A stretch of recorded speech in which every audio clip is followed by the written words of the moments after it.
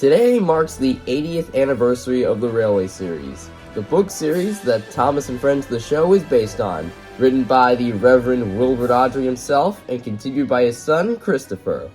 This is a video I wanted to make since pretty much I introduced Thomas the Tank Engine into the channel.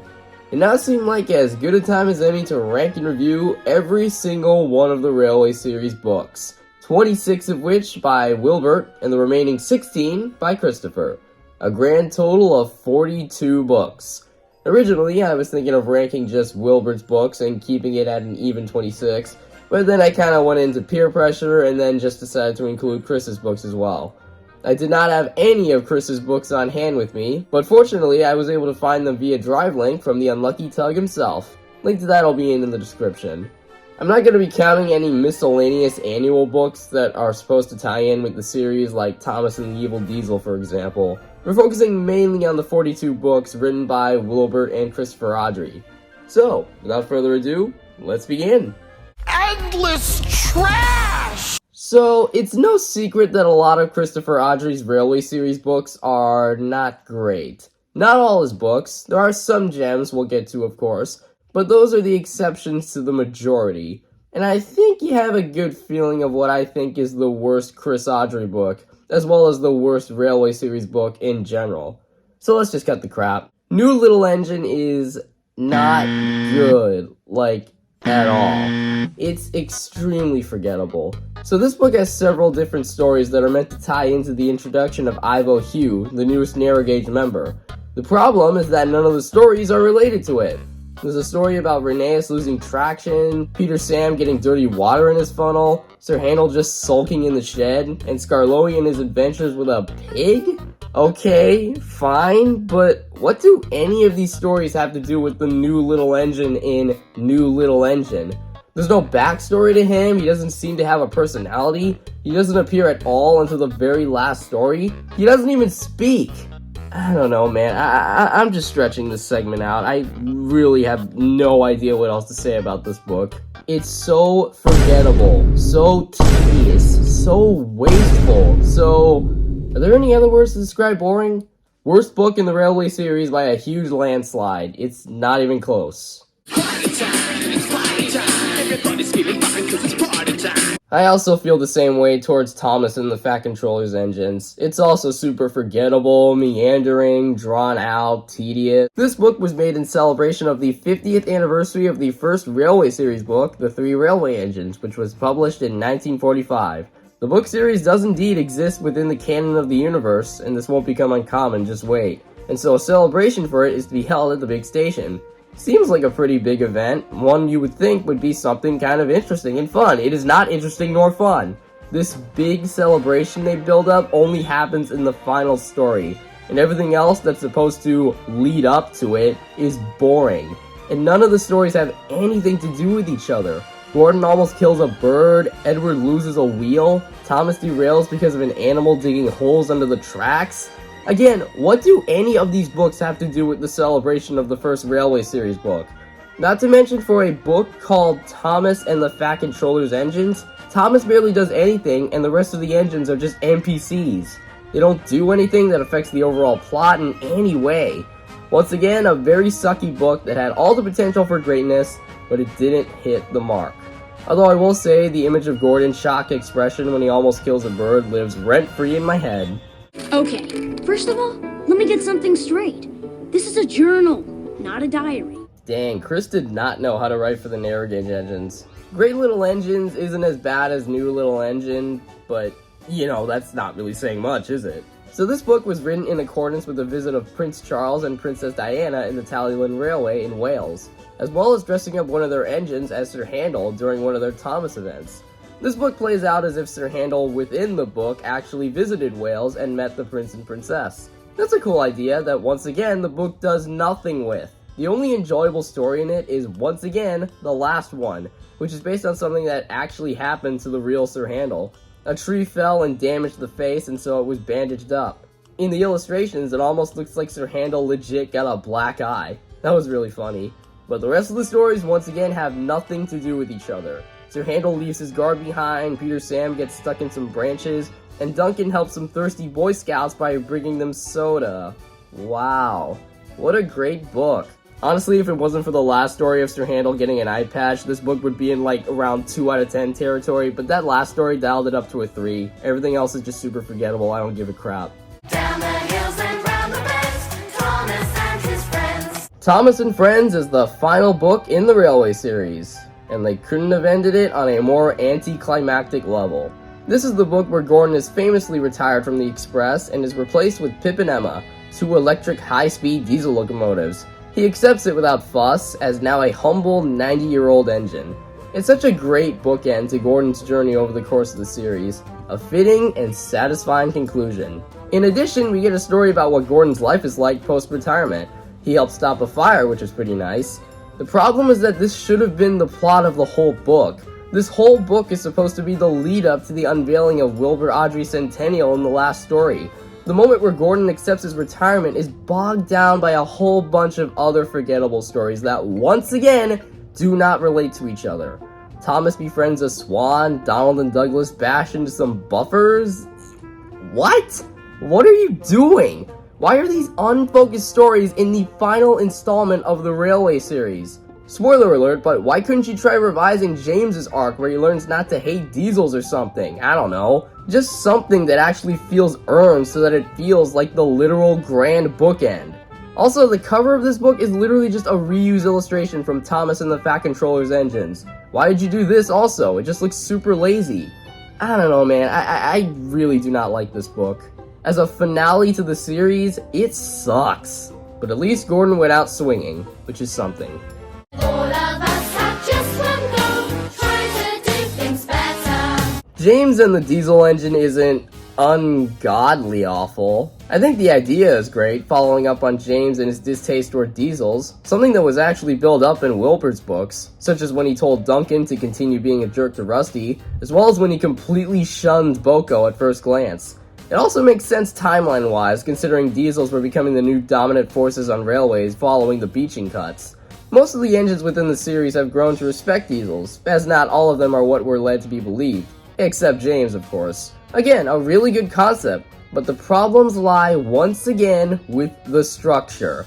The first story is about a visiting diesel who crashes into the engine shed, which seems like a solid build-up, but then in the next story, James complains about diesels and then hits a signal during one of his jobs. Then in the third story, for some reason, it's a Henry story where he causes a fire. Okay, but why is this story here? It's actually a pretty decent story, but put it in a James book? Fun fact, I actually learned about this story from a remake of it by Bluebell's 529. Link to it is in the description. And finally, in the last story, James breaks down and a diesel helps him back to the shed. He's super random, we don't see his face or learn his name. Like, why wasn't this the diesel they set up in the first story? Why is this diesel completely random? Who thought of this? Another mediocre book.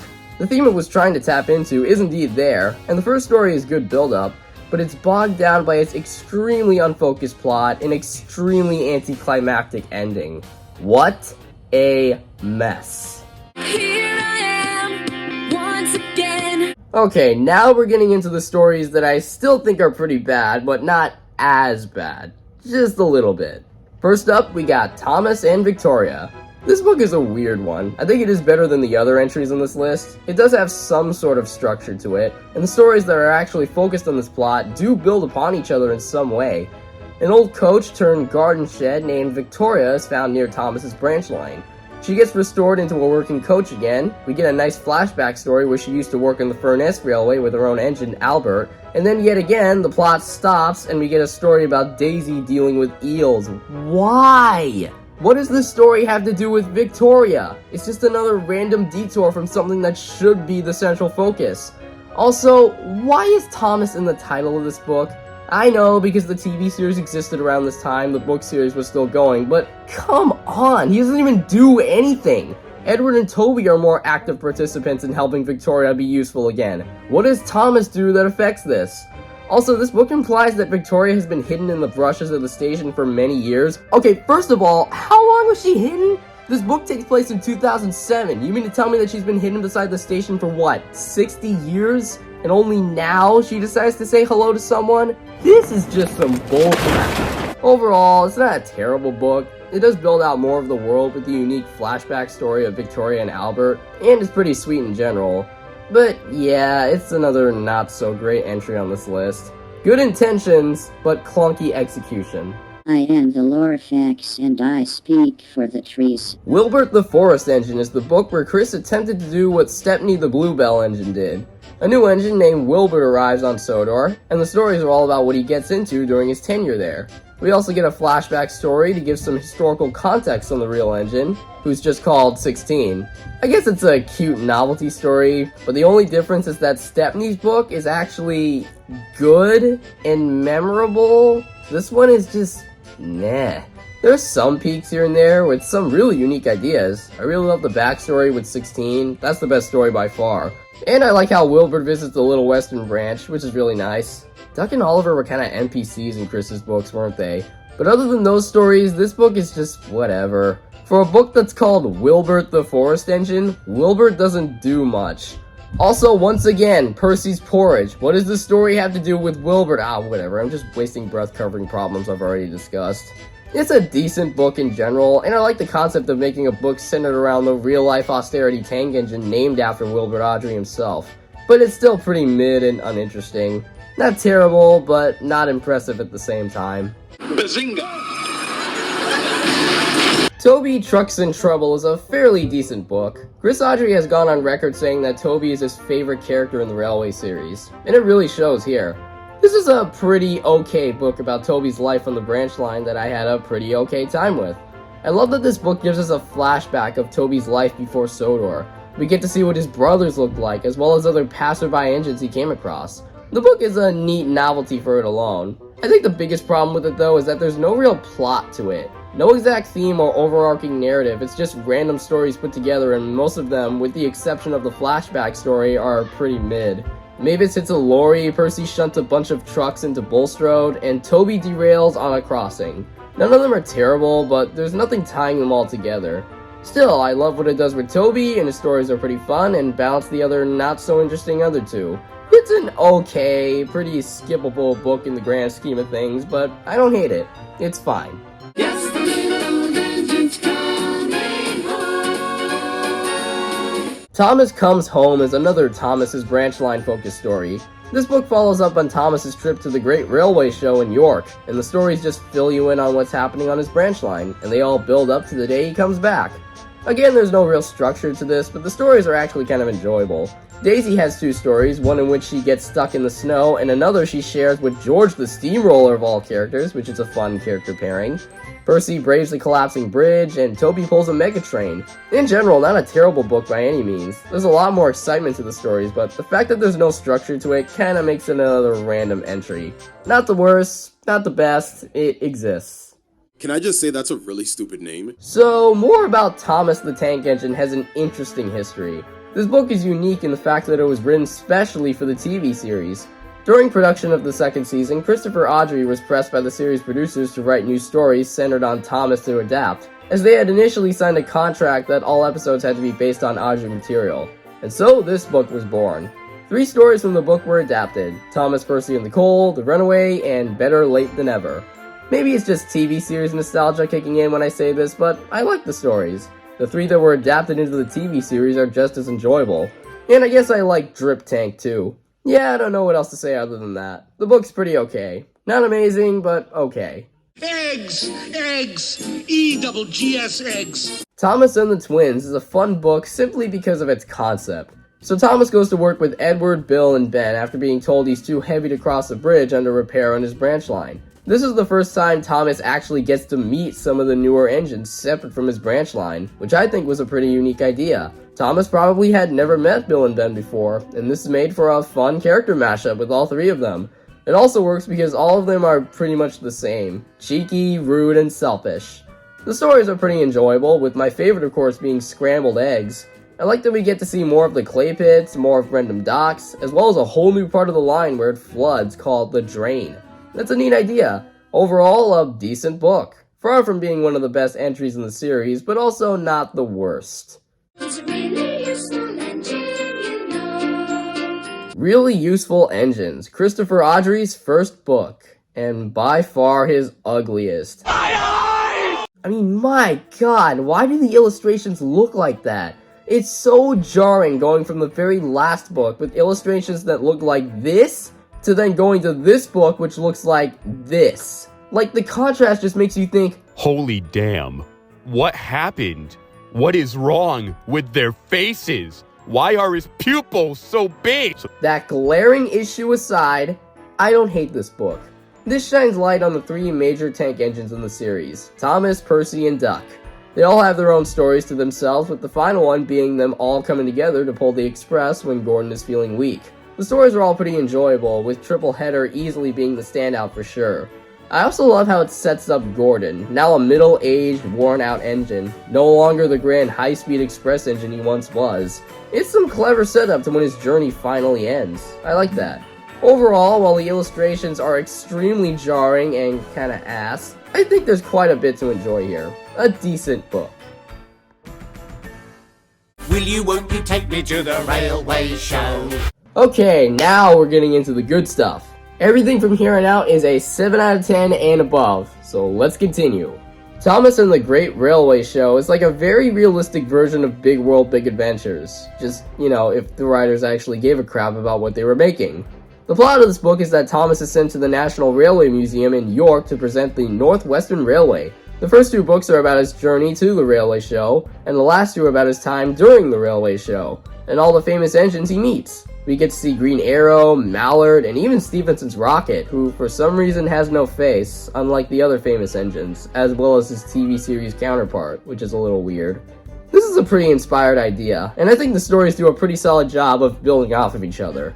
I do wish we could have gotten to see more of some of the other famous engines though. Like, you'd think a book that's centered around a National Railway Museum would feature more engines or something. Other than that, I do like this book. It's a fun one that covers a fun event, and so I'd say it's one of Chris's better outings. Jock strap. Hey guys, I'm looking for a jock strap. Jock the New Engine is everything that new little engine should have been. I think this is another one of Chris's better books. There's actual build-up to the introduction of Jock, who works on the miniature Aylesdale Railway.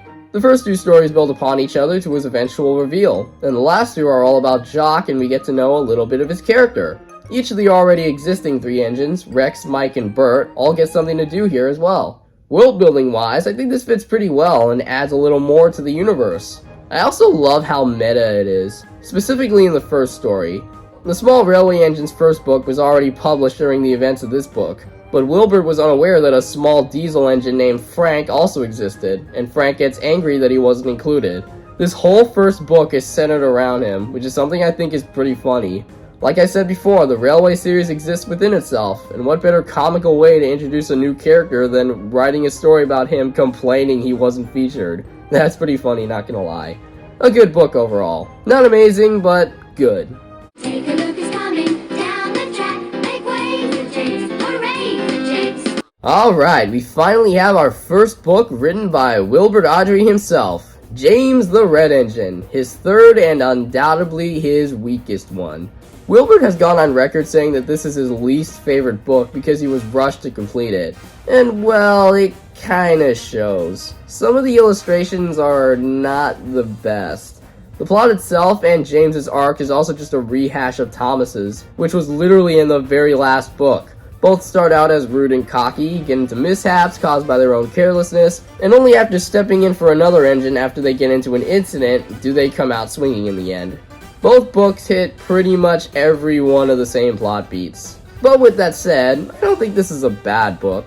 James's character arc may be a rehash of Thomas's, but at least he has one. He has an overarching journey over the course of the book, and he has a personality exclusive to him. He's prideful, stuck up, and secretly idolizes Gordon, despite always being belittled by him. And the book itself is very focused, with all the stories building off one another, so it's overall solid. I wouldn't rush to revisit this like some of the other books on this list, but it's still a good, memorable classic. And if your weakest outing is still pretty good, then that's the sign of a damn great track record. So let's move on and talk about some of the other Wilbert entries I don't quite as like as some of his later ones, but still very much like. Can you see fish? Tank Engine Thomas Again is a very simple, charming Thomas book. There's no real structure to this book, it's just 4 stories of Thomas's life on his branch line. He loses his guard, he gets fish in his boiler, he meets Terrace the tractor, and races Bertie the bus. It's probably TV series nostalgia kicking in again, but I really do enjoy all these stories. They're very quaint and fun. It also serves as a neat novelty piece, looking back on a time where Thomas was the only engine on his branch line. It gained a lot of new faces over the years, new faces of which I really enjoy, but it's kinda neat looking back when Thomas was the #1 engine on his line. And I don't just mean that literally. I wouldn't call it a great book or anything, but it's cute. I like it. Moving on.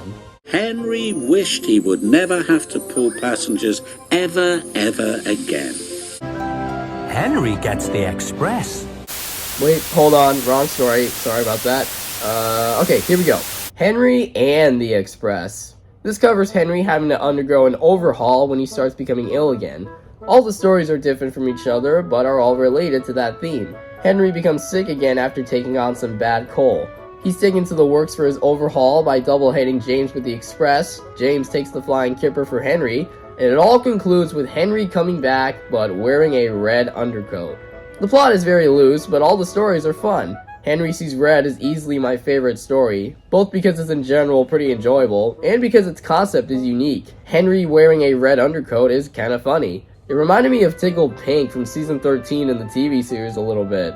So yeah, pretty good book, though there isn't much of a connective tissue that ties it all together in a natural way. Also, I wish it was titled something different. Henry pulling the Express isn't something that's totally focused on. It should have been called something like Henry's Overhaul, since that's what the book is really about, but whatever, I digress. Still a solid book.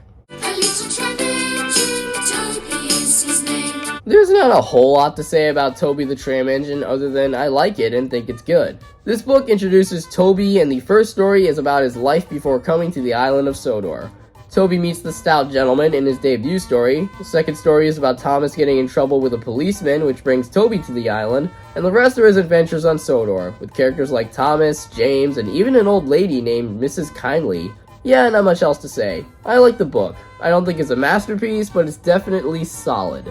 I wanted an Atlantic, and that sent me that! Henry the Green Engine is definitely one of Henry's finest books.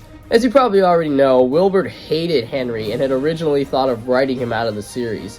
This is why we mostly see Henry as ill throughout the first few books, as well as in a blue paint job, but his popularity among readers made him decide against it, and so he wrote a book about Henry. Not to write him off, but to work him in. Henry's number 3 on his tenure alone pretty much says it all, that Audrey was making Henry a mainstay. His arc over the course of the book is great, and he's written as a very sympathetic character. He tries very hard to prove himself after taking on some bad coal. He had his infamous crash with the flying kipper, sent to crew repaired and back in action, and comes out on top in the end and gives Gordon a run for his money. He suffers so much, and you feel so bad for him in the beginning, and then absolutely overjoyed when he returns in the end as a Chad. I love Henry's journey in this, and I will always be thankful that Audrey didn't write him out of the series, and turned him into a character that's now to this day a fan favorite among many. That's amazing. I rank the book as a whole this low, however, because for some reason it has a weird, out-of-place story about Percy shoehorned in. Like, why did they add it here? Couldn't they have just waited to include this story in Percy's book? I don't know, it's completely random. Ah well, good book. Going on strike! We're going on strike! So I placed Toby the Tram Engine, Henry the Green Engine, and Troublesome Engines all in the same place. They're all in that weird middle ground of the series before it started getting really good and working actual railway history into it. Troublesome Engines is another solid outing. This book introduces Percy, a mainstay moving forward. I like how this book found a way to work all the established characters at this point into one book. All of them have something to do, and each story builds upon the other. Gordon leads the strike, James and Henry get into their own shenanigans that prompt them to join the strike, Edward steps in for them, Percy is introduced and gets the last 2 stories to himself. With the exception of Thomas, all the characters get equal time in the spotlight, and all their stories are very fun. Overall, a solid entry. Not a whole lot else to say other than that. Edward, still very much part of the show. Shut up! Edward the Blue Engine is another very simple, charming book. For the first time, we get to see Edward's life on his branch line and all the misadventures he gets into. We get a funny story with him, Gordon, and Henry when the two run into some trouble with a cow on the line, Edward saves a rusty old traction engine named Trevor from scrap, aka death. Edward is the engine Bertie the bus chases down after he forgets his passengers. And of course, Old Iron, the infamous Runaway James story, and one of the most iconic stories in both the book series and the franchise in general. Some people say that Edward doesn't do much in this book. He's more of a constant figure than an actual main character, which isn't totally untrue. But I think that's the point. The stories in this book do have an overarching theme throughout it. Edward does have an arc in this book, and throughout it, it continuously touches on the fact that he's old and worn out. The stories are about him overcoming that false statement, such as when he rescues Trevor from scrap and when he rescues James. Well, it's not completely focused on Edward. There is development to him, it's just not really structured the best, and characters that aren't Edward are featured more than him. But there's still a lot of charm to be found in all the stories, and Edward himself is still consistently written as a wise old sage that never gives up. A very sweet book.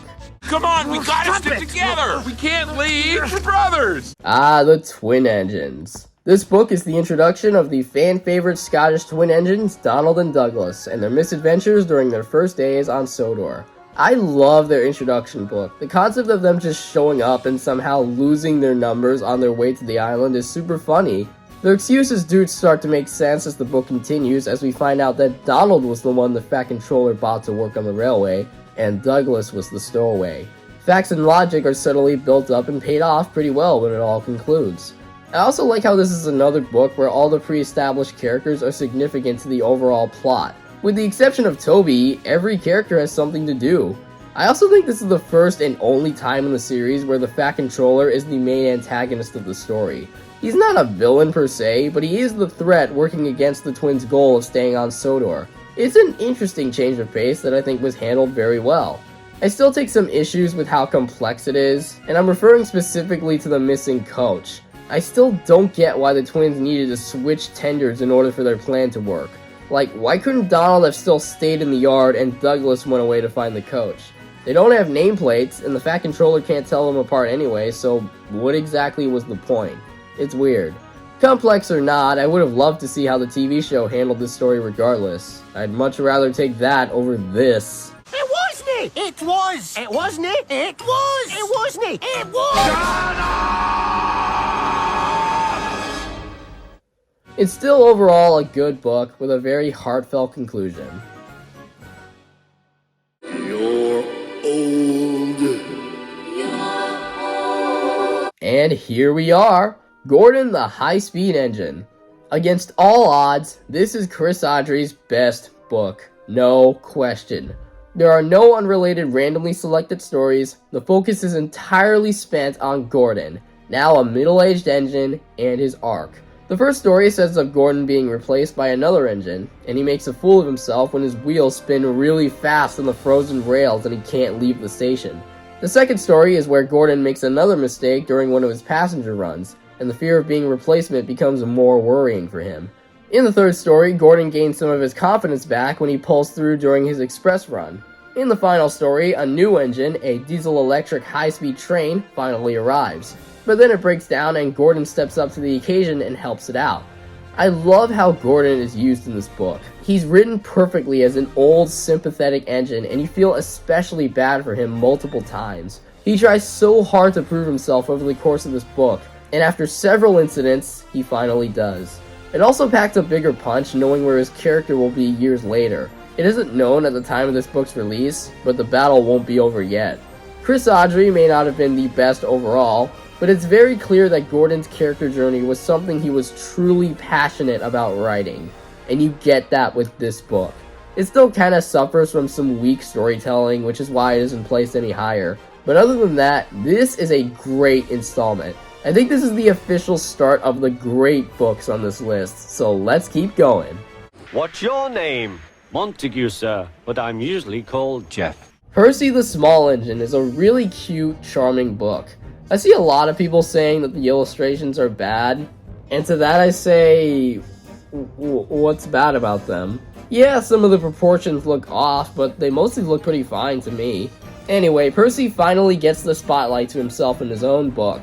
When the workload at the big station becomes too much for him to handle, the Fat Controller brings in a new engine named Duck to take over, and Percy is sent to build the new Knapford Harbor and eventually becomes part of Thomas's branch line. And the rest of the book follows Percy's adventures on the line. All the stories are once again very fun, and Percy has a solid arc over the course of it. He starts out as a cheeky little scamp who pulled tricks on the bigger engines, and then later taken advantage of in the same story. He learns to stand up for himself when Duck joins the line and he and Percy block the engine's way to the shed, and in the final story he comes to his own as a true hero when he perseveres through a bad storm to get Thomas's passengers home. It's no Gordon arc, but it suits a character as young, wide-eyed, and happy as Percy very well. A cute slice-of-life book that I really do enjoy. I'm a great Western engine. I shouldn't have to shiver. Oliver the Western Engine is a really good book. I really like it. Problem is that this book has very little to do with Oliver. It's more so about the Little Western branch line as a whole and the adventures Oliver and Duck get into. They should have called this Little Western Engines, which is a lot more fitting, but I digress. Anyway, yeah, I like this book. It doesn't do anything crazy amazing or anything, it's just several charming books about life on the Little Western, and they're all very enjoyable. The first story follows up on Duck being promoted to run his own branch line. Donald's Duck is a funny story with Duck and Donald and introduces Dilly, the duckling that Donald befriends. The second and third stories follow up on Oliver's escape to Sodor, and the incidents he gets into after getting a big head, with Toad being there as his moral support. And the final story introduces Bulgy, a cocky double-decker bus who has a distaste toward the railway. So yeah, very enjoyable books with great continuity, but the connective tissue tying it all together isn't fully there. And like I said earlier, the title should have just been Little Western Engines. This is very much more a book about both Duck and Oliver than solely Oliver. Still a great book. Oh my. Like I said, Stepney the Bluebell engine is the superior Wilbert the Forest engine. A book about a real-life engine named Stepney, based on the real-life engine named Stepney, with loose but really enjoyable stories. This book was made to advertise the Bluebell Railway, a heritage line the real-life engine Stepney worked on. Stepney comes to Sodor, and we follow the adventures he gets into. The first story explains what was happening to the steam locomotives during the 60s, when they were all getting into the scrap lines following the beaching cuts. The second story covers the rescued engines on the Bluebell Railway, who are all faceless by the way, and the final stories cover Stepney's time on Sodor, one in which he shares a story with Thomas, and another he shares with Duck when the two pull a snooty Diesel's passenger train after he breaks down, and another in which a cricket ball lands in one of his trucks unnoticed by him, and Caroline the car has to chase him down. The stories in this book are really fun, but I personally think the first two stories are more interesting, as they're both tied into real-life history. This illustration literally shows an engine meeting his end, which is pretty dark for a kid's book series. The engines that were saved on the Bluebell Railway are interesting too. I think this is the first time they show faceless engines on screen. Though I think what makes this book pop the most are the illustrations. And oh my god, are they amazing! The trains and settings look so real and breathtaking. Gone is the storybook-like simplistic charm, and in comes the realistic industrial settings. With every passing book, the island of Sodor continues to move into real-world territory. I have to place it lower because while the stories are interesting, there isn't a whole lot that ties it all into one cohesive narrative. But this is still a great installment in the series. I really like this one. Feeble, feeble, feeble, feeble, feeble. Branchline Engines is another fun story on Thomas's branch line. Granted, this part of Sodor started to get very overused as the series continued, but this is definitely one of the better ones. The plot of this book is what happens on the branch line when Thomas, in typical fashion, crashes through a station master's house, and the Fat Controller has to bring in a new engine to take over his work. It's here we're introduced to Daisy the Diesel Railcar. And let me start out by saying that I like Daisy and think she's a pretty solid character. Her arc is a little predictable, where she goes from being really mean and snooty to more humble in the end, but she's still good. Once again, the stories are enjoyable, and all the characters featured on Thomas's branch line get their own stories to themselves. Thomas gets the first story in Thomas Comes to Breakfast, Daisy gets the second in, well, Daisy, Toby gets the third in Bullseyes, and Percy gets the last in Percy's Predicament and has a pretty gnarly crash. I wish the book featured more Daisy since she's kind of underused in the book overall. Plus it would have been really cool and funny to see her and Thomas interact with each other. Would have loved to see these two play off of each other in some way. Overall though, I still think the book is pretty great. It's another charming slice of life book with great character moments and fun stories. really good and stuff.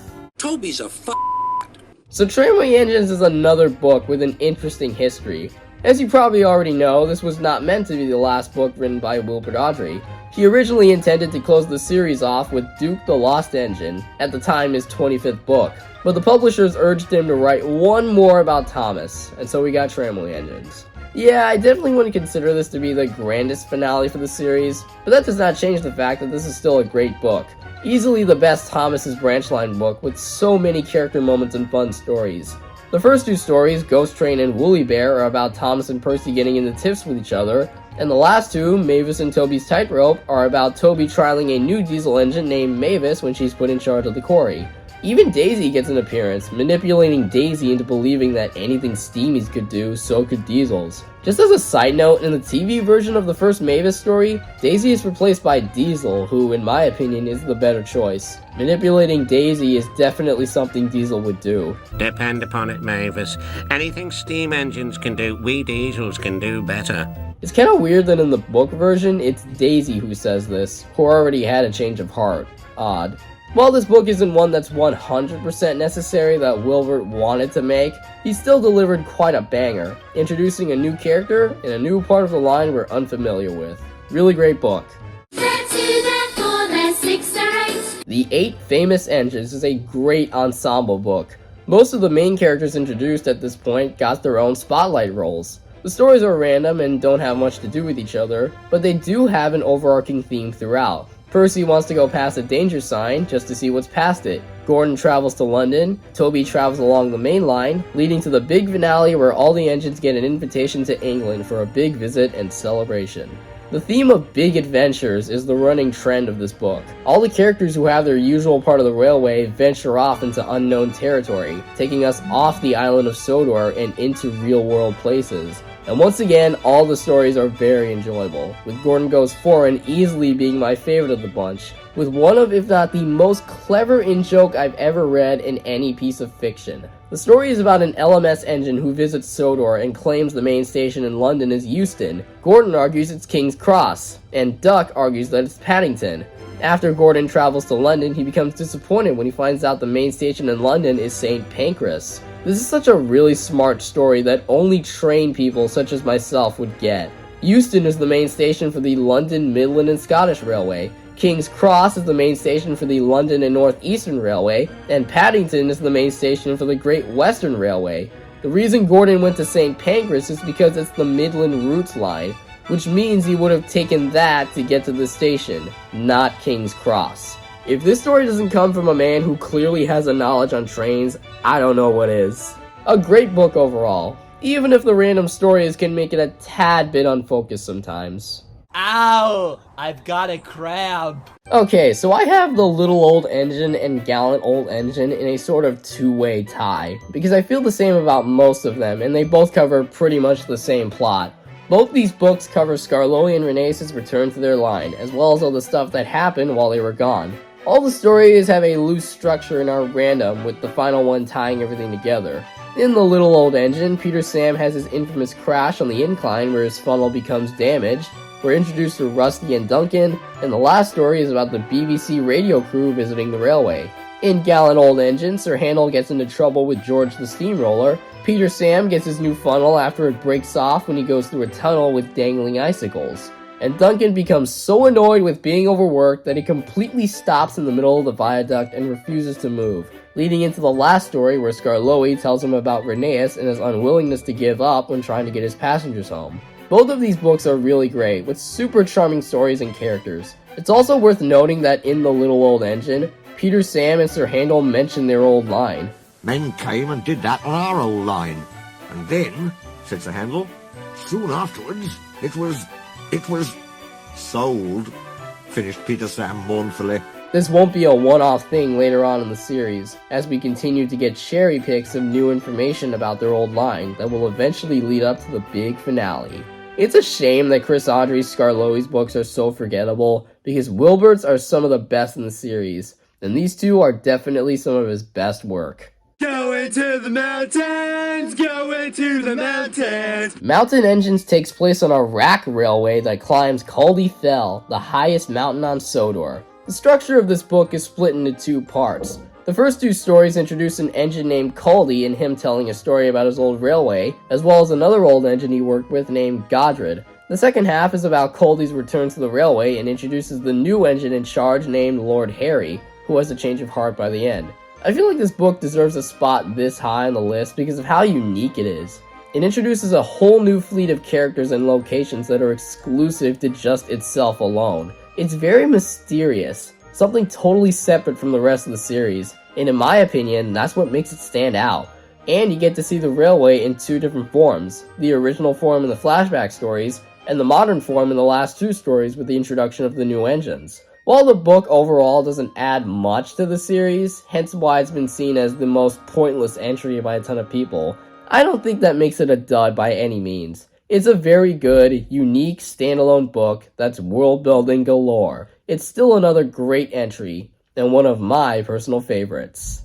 Sir Handel had been naughty. Four Little Engines is the introduction of the Tramway Engines. I really love this book. It's a simple yet beautiful kickstart to this brand new location and characters. The structure is great, with the first story explaining this new side of Sodor and what it's all about. It also sets up Renese's leave to the works after getting old and worn out, as well as Peter Sam and Sir Handel. The next few stories show us these characters and their personalities, with Skarloey getting the last story where he doesn't give up to get his passengers home after his body becomes crooked. Every character is really charming and distinct from each other. You get the old and most experienced, the stubborn and reckless one, and the positive, optimistic one. It's kind of weird Reneus never gets a story to himself, but that aside, I really love this book. It introduces the Skarloey Railway brilliantly. I highly recommend it. From humble beginnings. We finally made it. The 3 railway engines. Oh, that's a nice one. The one that started the whole thing. Let's pause for a moment of respect, shall we? That's enough. Hit it! It's definitely the most unrealistic book of the bunch, but once you understand that the series started out as simple bedtime stories for kids before maturing and evolving into real working railway environments, you grow to appreciate this book, both for its charm and for just in general kicking everything into motion. Everything begins here. Gordon's arc from a pompous ass to a wiser, more mature person, Edward starting out as an old, outdated engine, to someone who proves over the course of not only this book, but the series in general that he's much more capable than how he looks. And Henry starting out as rude and stubborn, who slowly grows more humble and kind. All 3 get their own stories to each other. Edward's Day Out, Edward and Gordon, the sad story of Henry, and they all come together in the final story beautifully. It's fun looking back at this book and seeing just how much things have changed since its release. From the writing, to the illustrations, to the characters, it developed for the better in almost every way. The 3 Railway Engines is a great kickstarter to the Railway series for fans old and new. There's something in this book for everyone to enjoy. Thomas the Tank Engine! Thomas the Tank Engine. This is a damn great book, and Thomas's arc throughout it is structured perfectly, with a clear beginning, middle, and end. Thomas starts off as young, cheeky, and boastful. He's tired of pulling and pushing trains for the big engines at the station, and wants to explore more of the island. He has a clear motivation, and over the course of the book, after several trials and humiliations, such as when he forgets his passenger train and loses control with some trucks, he finally pushes through and rescues James after he has a nasty accident. His reward in the end when he gets his own branch line feels so earned. It's very easy to see why this book became such a success and why Thomas became the most popular character of the series. It still stands as an all-time classic with a character I'm sure everyone can see a little bit of themselves in. We'll sing a song for Gordon. While we're on the subject of good character development, we got Gordon the Big Engine. It's no surprise that Gordon had the most gradual and earned character arc over the course of the Railway series. Up until this point, he's always been portrayed as rude and selfish, egotistical and arrogant, that he can get away with anything because he's the top link express engine on the line. It all comes to a point where Gordon takes things too far and gets himself in the most trouble he's ever been, falling into a ditch and getting the express taken away from him. The rest of the book follows Gordon in disgrace, and this is where his character starts to change. He takes pity on James and helps him with his passenger run. And then in the next story, he helps Thomas after he falls down a mine, and the two form an alliance and put their differences aside. And from this moment on, Thomas and Gordon are actual friends. Everything comes to a satisfying end in the last story, Paints, Pots, and Queens, where the two get their second chance from the Fat Controller. Gordon is the one who escorts the Queen of England herself for a special visit to Sodor. A perfect end where Gordon is truly humbled.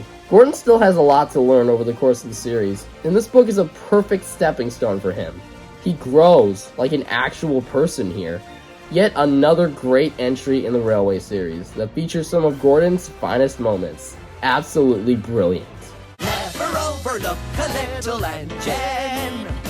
Small Railway Engines is another really charming book, with some great establishment to its characters and their railway. We're introduced to the miniature Arlesdale engines, Rex, Mike, and Bert, as well as an explanation to where they came from and why their new line is being built alongside the Little Western. Afterwards, the last three stories are focused on each of the small engines to establish who they're supposed to be and what makes them tick. Bert gets tit for tat, Mike gets Mike's whistle, and Rex gets useful railway. Every one of them are so charming and distinct from each other, and none of them ever seem to win in their stories. Bert gets splashed with mud, Mike loses his whistle cap, and Rex crashes into bales of wool. It makes for a lot of really funny moments. World building wise, we learn there's an old railway line up the coast to where this new small railway is located, which later becomes the Little Western branch where Duck and Oliver work. We're introduced to the thin and fat clergymen, aka Wilbert, Audrey, and Teddy Boston, who visit the railway in tit for tat. Again, the Railway series exists within itself, so of course Wilbert and Teddy would make an appearance. I love that so much. And once again, this won't become uncommon. I really love this book. The stories are really fun, and I especially love that they all got adapted later on in the TV series. One of the funnest books of the series with a lot of clever references and unique world building. You know what they say, never overlook a little engine. Don't tell Gordon I laughed and laughed. Duck and the Diesel Engines is probably the most heaviest volume of the series. This is the big game changer book that introduces diesel and diesel locomotives in general, which becomes one of the major overarching plot points in the series moving forward. This book also focuses on the Great Western Wattleman himself, Duck, who has a really strong arc. The first story sets up everything really well, with a visit from the real-life engine city of Truro turning Duck into a boastful, big-headed annoyance. This causes him to play a trick on Diesel when he first arrives at the island, which then prompts Diesel to get back at him by getting the other engines to turn on Duck. He's sent to work on Edward's line for a while, and eventually comes out as a humbled hero, and all is forgiven. This book is great for a multitude of reasons. There's some good continuity in this book, with the big engine still holding a grudge against Duck for standing up to them when he first arrived. And Domeless Engine is a fun story, playing on the question of which real-life steam engine was the first to hit 100 miles per hour, with Gordon humiliating himself in typical fashion. But I think what makes this one really stand out is its symbolism, and I'm specifically referring to Duck and Diesel. I've said it before, but Diesel in this book is supposed to be represented as the most insignificant engine of his class. He's unspecial. There's nothing about him that makes him stand out in any sort of way. He's just one of many of his clone army across England. He's symbolic of the next big thing to happen to real-world railway networks across the globe. Him being sent away off-screen packs more of a punch than actually getting to see it because of that reason, as there's just 100 million more just like him. This book is also great because of how well utilized Duck is. The fact Audrey chose him specifically for this book was a brilliant choice, as much like Diesel, Duck is also one of a million. Hundreds of his class on the Great Western were built during the early to mid 20th century. Audrey was trying to show that Steamies and Diesels, appearances aside, are the same, just one looks more modern than the other. There's a lot more to this book than meets the eye, with a very mature topic that, if you really stop and think about it, hits deeper. I think Domeless Engine overall, it feels kind of out of place, but this is still definitely one of the best installments in the Railway series, with a lot more to it than you think. Seek it out. I'm tired. Very Old Engines is easily the best Skarloey book in the series. For several books, we've gotten to know the Little Engines and the line they worked on for so many years, and this book adds a lot more backstory to Skarloey and Rheneas and how they ended up on the island in the first place. We learn so much about Skarloey and Rheneas, as well as what Sodor used to look like before everything else.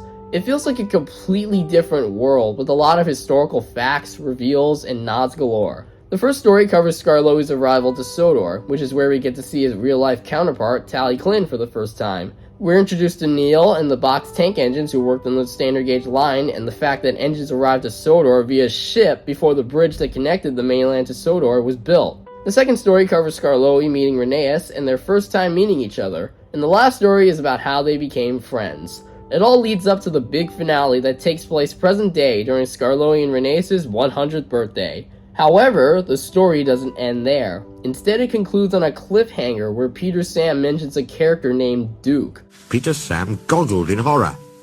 "This is dreadful," he wailed. "The thin controller said the owner said the Duke said he was coming to our centenary to open our extension round the lake.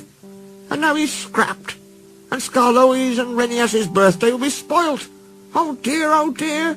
We've gotten subtle hints of Peter Sam and Sir Handel's line before, but this Duke has never been mentioned before. This is a question that will be followed up on much later. Another one of the Railway series' strongest books. There's tons of fantastic lore and solid humor to be found, and it's a brilliant capper on Skarloey's journey. Are there 9 of you? Yes! Polish! Mainline Engines gets a spot this high on the list because of its world building and important plot threads. World building wise, we get to see more of Edward's branch line and the engines that work on it. We're introduced to Brendam Docks for the first time, and the China Clay Pits. We're introduced to the mischievous Bill and Ben, Boko the Diesel, and we learn how Gordon and Edward's passenger services work. The stories are random, but all of them are really good. We get Bill and Ben's debut story, the story of Boko and James meeting each other, and Gordon getting sent down the branch line by accident, all of which are related to the things that happened on Edward's branch line, that conclude with him having his finest hour. A lot of important milestones happen in this book, one of which being the last time we see Gordon as rude and obnoxious and being humbled by Boko, which, speaking of whom, is symbolic of the fact that not all diesels are as bad as they are led to believe. Some do indeed see common ground with the Steamies, and vice versa. Of course, the best story in this book is without a doubt Edward's exploit. This is his finest moment, where he's put in the worst situation where his side becomes damaged and he stalls midway through his passenger run. And yet, despite all of this, he still keeps pushing to the end and makes it back to the station, battered but unbeaten. And it's after this book that all the engines, including Gordon, finally respect him. While there isn't a ton of structure to the book overall, it excels in what it adds to the universe, its expansion of several plot beats, and how it ends the journey of Edward, the very first character created by Audrey. Poetic moments like this are what makes this book stand out in so many ways. A highlight for sure. The past is our interpretation, our future is our aspiration, and our present is a day just waiting to be seized. These are the tales of the enterprising engines, and their exploits will never cease to be. Enterprising Engines. This is it, folks. The grand finale to so many of the main characters in the Northwestern Railway as a whole. This book features 4 different stories that all take place during the Flying Scotsman's visit to the island, and every single one of them are bangers. The first story, Tenders for Henry, is about Gordon, now middle-aged, who becomes depressed when he learns about the fate of his brothers on the mainland. So the Fat Controller brings the Flying Scotsman, a real-life steam locomotive that's still in service, by the way, and the two brothers reunite. We learn so much about Gordon's family in this book, and it's really heartfelt and satisfying. The same can be said for the second story, Super Rescue, where Henry becomes the biggest badass of the series and rescues 2 broken down diesels. No longer do we see him in a pathetic state like we did at the beginning, and we see just how much he's grown and developed. This book also introduces Bear, one of the few diesels who pays humble respect for the steam engines, and vice versa, showing once again that not all diesels are the same. Douglas gets Escape, in which he rescues Oliver from scrap and stows him away to Sodor. It's very fitting that Douglas is the one who returns the favor in the story, for if you remember in the Twin Engines, he also stowed away to Sodor with his brother Donald. It's a fitting, heartfelt payoff, especially with the inclusion of this line. "Yon's an enterprising engine," he thought. "I won away here with Donald, but I'd have been feared to do it on my own." Doesn't that just say it all? All of it comes together beautifully. The Flying Scotsman leaves, Bear joins the railway, and the Fat Controller makes Oliver a part of Duck's branch line. This is such a feel-good book. and all the characters' journeys come to a natural, believable conclusion. The amount of love and respect this book has for Gordon, Henry, Douglas, etc. shines so much here. It's one of only 2 Railway Series books that I would give a rare, solid 10 out of 10 score to, and I think you might have a good feeling about what number 1 is. Chances are, you saw this coming. Duke the Lost Engine. This is what everything has been building up to. The payoff to all the world building and questions we've had about the series for so long. The explanation to the abandoned branch line the Arlesdale Railway is located. The explanation to why Wilbert Audrey and Teddy Boston are featured as actual characters in the series. And most of all, the explanation of where Peter Sam and Sir Handel came from, as well as who this mysterious Duke is. The book starts off with a flashback story, back when Peter Sam and Sir Handel, who were originally called Stewart and Falcon, worked on a line called the Mid-Sodor Railway, with the oldest engine of the fleet named Duke, named after His Grace, the Duke of Sodor. We learned so much about their old line, all the locations from the lead mines up to Alsborough and its eventual closure. Peter Sam and Sir Handel were sold off to Sodor, while Duke was left in his shed, where trees and bushes buried him in over time. The next story transitions into present day, in which Wilbert and Teddy learn about Duke and set out to find him. They soon rediscover him, quite by accident, when Teddy falls through the roof of the shed. Duke is rescued and brought to Sodor, first on the Little Western, and then taken to the Skarloey Railway, and everyone has a heartfelt reunion. So many elements from so many previous books, from the in-your-face to the subtle nods, come together for this book. The Skarloey engines, the miniature engines in their railway, the 2 clergymen, the Little Western branch, everything. Wilbert had initially planned for this book to be the finale to the series, and reading this book with that mindset definitely hits differently. Had Chris Awdry not continued the series, I would have been all the more satisfied with Duke the Lost Engine as the true grand finale to everything. Much like how Enterprising Engines is the finale to the standard gauge engines, this book ends the narrow gauge engine story. Duke was the answer to all the questions and cliffhangers we've had over the course of the series. An engine that managed to survive, buried for over 20 years, found and made new again. It all pays off beautifully, wrapped up in a bow with a satisfying, heartfelt conclusion. This book is simply fantastic, and without a doubt, the best Railway Series book. Wilbert Awdry's finest work of all time.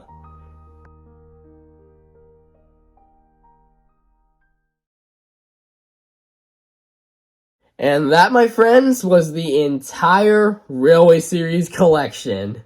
And I gotta say, this is some of the most fun I have ever had making a ranking video. I really can't stress enough how content-rich this series is. Every single one, whether good or bad, introduced something new to the series. Whether it be new locations, new characters, or new history, it was always able to build out the world of Sodor in either of these factors, which is what makes it both fun and enjoyable for kids, and even interesting and unique for adults who just love locomotives, steam or diesel. I highly recommend finding copies of these books and reading them for yourself. There's something in the series for everyone, longtime fans or newcomers, to get out of and enjoy. And all of this wouldn't be possible had one single man not kickstarted what is now a permanent legacy of the Thomas franchise. So yeah, that's about it. Happy 80th anniversary, everybody!